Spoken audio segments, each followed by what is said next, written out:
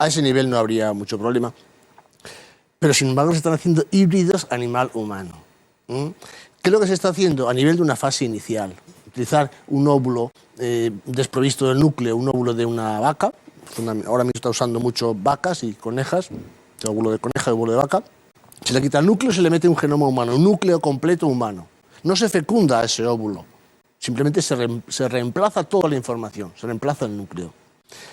Con lo cual comienza a desarrollarse un ser humano. Tiene el genoma humano.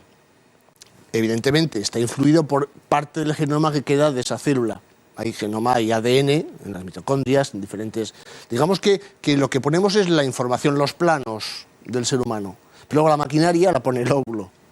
Quien va a construir esos planos es el óvulo. Con lo cual lo que ahí sale, ¿qué es? ¿Es humano? ¿Es animal? Hombre, estos experimentos de momento se están llevando a cabo hasta 2 semanas, luego se acaba con ellos, no se sigue para adelante. Pero ¿hasta qué punto esa mezcla animal-humano no desvirtúa un poco la dignidad? Yo creo que estamos... Yo creo que absolutamente, ¿no? Yo creo que estamos... Me parece una aberración, es fabricar quimeras, lo que se llamaba en el lenguaje clásico quimeras, ¿no? Sí. Me parece... Pero luego también vamos por el otro lado. Por ejemplo, el tema de los xenotrasplantes. Se está utilizando normalmente de cerdos, otros animales, para trasplantar el corazón de ese animal. Se cría específicamente, además se suprime una serie de genes para que no den problemas de rechazo. Trasplanta órganos, bueno, bien, eso está bien, eso en principio no da ningún problema ético, siempre y cuando se respete la dignidad humana. Es decir, si esa persona vive con el corazón de un cerdo, no hay ningún problema mientras sea humano como tal, a todos los niveles. Ahora, si le ponen a esa persona el estómago de una vaca, tendría que comer hierba, rumiar, ya no está funcionando al nivel humano. O un trasplante de órgano reproductor, en fin, de testículo, de ovario. Entonces ya empezaría el problema. O sea que hay también una serie de límites hasta dónde sí, hasta dónde no, toda esta historia. Pero verdaderamente es inquietante y sobrecogedor todo lo que nos has planteado, sobre todo cuando uno piensa que, además en estos temas que son especialmente delicados, siempre el científico endiosado, digámoslo así, siempre juega con el emotivismo que en la sociedad produce la promesa de curación de enfermedades, ¿no? Promesas que en la mayor parte de las ocasiones además son falsas, son expectativas absolutamente infundadas que se crean en la sociedad, ¿no? Y esto lo hace quizá especialmente execrable, ¿no? Padre Carreira, quizá en el ámbito de la astrofísica donde usted se mueve haya menos cuestiones que bordean el ámbito del desenfreno ético o moral, pero en cambio lo que sí hay es algo que María Cárcava también mencionaba en su introducción, que es esa ciencia degradada que se somete a los mecanismos pues del sensacionalismo mediático, que se somete a los mecanismos del interés comercial, en definitiva la ciencia convertida en espectáculo, ¿no? Lo que usted dice de que en la astrofísica no vamos probablemente a impactar la vida personal de nadie. Yo decía a mis alumnos en Estados Unidos el primer día de clase que la astrofísica tenía la gloria de ser perfectamente inútil. Y a ellos les extrañaba que eso lo dijese el profesor el primer día de clase. Y yo les decía, sí, como es perfectamente inútil desde el punto de vista materialista económico, la poesía. Pues muy bien, la astrofísica es la poesía de la ciencia. Dejémoslo así, la estudiamos porque es hermosa, porque nos responde además a el deseo que todos llevamos dentro de entender esa maravilla que es el cielo cuando lo vemos sin prejuicios. Hay el peligro, sí, de querer decir de una manera que es totalmente acientífica que lo que vemos es un universo de una infinitud de universos porque se toma como base lógica algo que es totalmente absurdo, y es que todo aquello que matemáticamente puede ocurrir tiene que ocurrir de hecho. Y yo veo esto mucho en las discusiones acerca de la vida fuera de la Tierra. Me preguntan, ¿es posible que haya otro planeta con vida inteligente? Según las leyes físicas, sí, es posible. entonces es probable que lo haya, porque hay tantísimos astros por ahí, y si es probable, entonces lo hay. Y yo digo, bueno, pues vamos a hacer un experimento muy sencillo. Yo le digo, ¿es posible, según las leyes de la física, que si yo dejo caer este bolígrafo sobre la mesa, se quede sobre la puntita derecho? Sí, es posible, según las leyes de la física. ¿Es probable, aunque usted lo deje caer 1.000.000 de veces, que ocurra por lo menos una vez? No. ¿Es cierto que va a ocurrir? No, no y no. De modo que no me mezclen el posible con probable y con cierto. Y a veces esto se hace de una manera que es o bien inconsciente o muy conscientemente un deseo de rebajar la dignidad humana. Tiene que haber muchísimos sitios en el universo con vida inteligente, por lo tanto nosotros no somos nada especial. Eso es prácticamente el modo en que se arguye. No hemos sido elegidos por aquel que nos creó, Eso. porque también en este ámbito de la astrofísica yo percibo un gran interés en muchos científicos en demostrar la inexistencia de Dios, ¿no? Esto es una constante, yo diría sobre todo en las últimas décadas, ¿no? En el ámbito de pues cuando se habla de la creación del universo, ¿no? Ese universo nacido de la nada, esa especie de vacío cósmico, ¿no? En el que de repente se crea el universo. Todo eso yo creo que también hay un interés ideológico de fondo, ¿no? Pero hay de todo.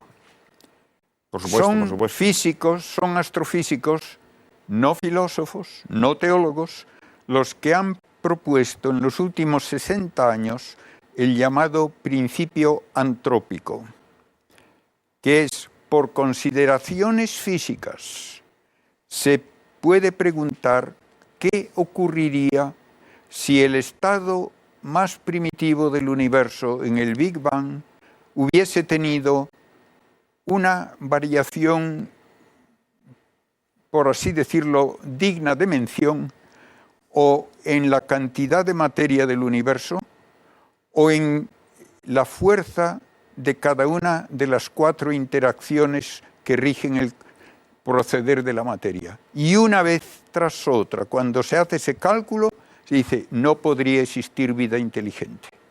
Y entonces llegan a la conclusión, el universo desde su primer momento está ajustado con una precisión extraordinaria, en algún caso de hasta 50 decimales, y de no estar ajustado con esa precisión, la vida sería imposible aun en un único planeta. Esto es algo que uno de los físicos de mayor prestigio del siglo XX, John Archibald Wheeler, pone en un artículo que yo he citado muchas veces, donde dice, hay 2 preguntas básicas. Primera, ¿por qué hay algo en lugar de nada? Segunda pregunta, ¿qué relación hay entre las propiedades del universo ya en su primer momento y nuestra existencia? Y dice, si no sabemos contestar a estas 2 preguntas, tendremos que confesar que realmente no entendemos nada. Y él hace luego un raciocinio que podría haber firmado Santo Tomás, donde dice, la propiedad más absolutamente propia de la materia es su mutabilidad. Toda la ciencia estudia los cambios de la materia. Pues bien, toda mutabilidad implica la posibilidad de existir de diversas maneras. Aquello de que hablamos como mudable no está determinado esencialmente a existir solo de una manera.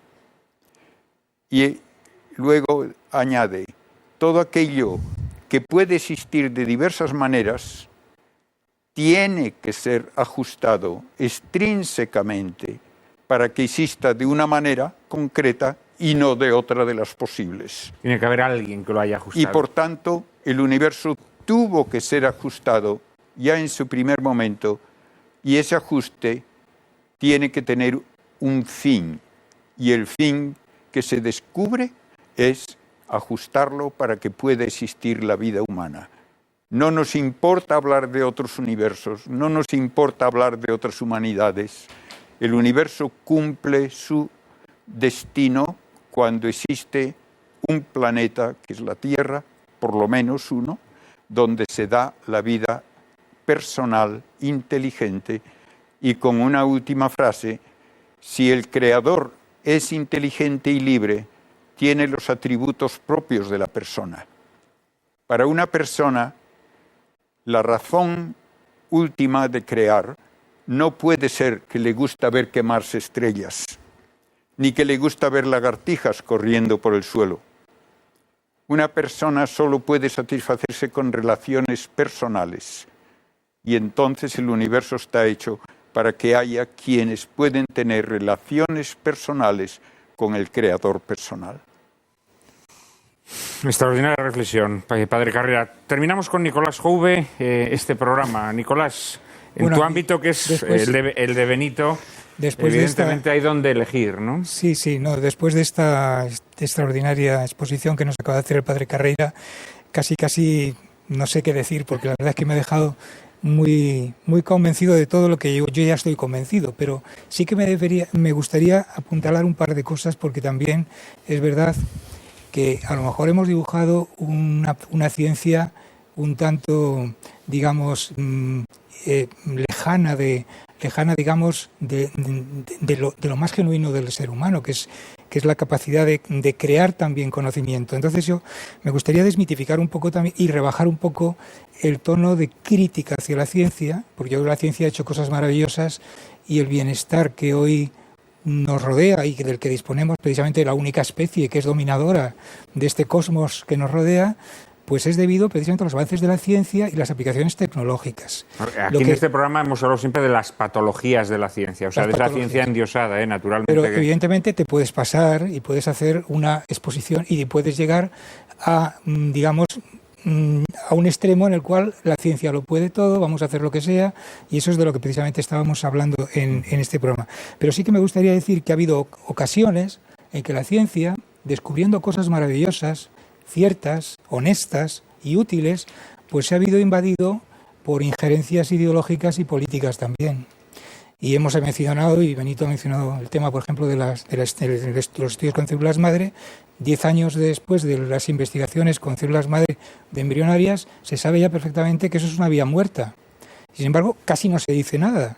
Y ha habido algunas alternativas que han ido surgiendo, células somáticas, que tienen la misma capacidad, casi la totipotencialidad, por lo menos la pluripotencialidad que puedan tener las embrionarias, o incluso ni siquiera células, digamos, madres, sino células ya diferenciadas que se pueden manipular y desdiferenciar y convertir en células perfectamente útiles para hacer trasplantes de tejidos, de lo cual casi no se habla.